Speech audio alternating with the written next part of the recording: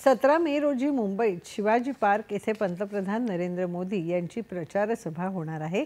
या सभेला मनसे अध्यक्ष राज ठाकरे देखील सहभागी होणार आहेत, अशी माहिती भाजपा प्रदेशाध्यक्ष चंद्रशेखर बावनकुळे यांनी पत्रकारांशी संवाद साधताना दिली। बावनकुळे यांनी राज ठाकरे यांची शिवाजी पार्क इथल्या त्यांच्या निवासस्थानी आज भेट घेतली, त्यानंतर ते बोलत होते। राज्यात महायुतीच्या प्रचारात राज ठाकरे यांची भूमिका महत्त्वाची आहे। त्यांच्या या भूमिकेमुळे महायुतीला बळ मिळत आहे, याचा पुनरुच्चार बावनकुळे यांनी यावेळी केला।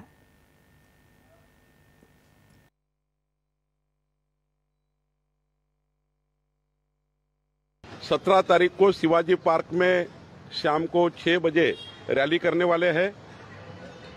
उस रैली के लिए देवेंद्र जी, आशीष शेलार जी और मैंने माननीय राज साहब को उस रैली में आने का निमंत्रण दिया है।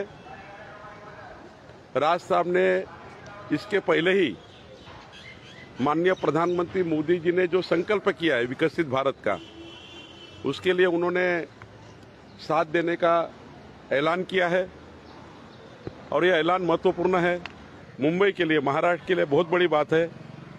और हमारे महायुति के जब चुनाव के रिजल्ट आएंगे उसमें राज साहब का जो प्रेजेंस है, राज साहब का जो आह्वान है, इसको हमें बहुत फायदा मिलेगा। यंदाच्या निवडणुकीनंतर काँग्रेस पक्ष विरोधी पक्ष म्हणून देखील राजकारणात राहणार नाही, असं ते म्हणाले।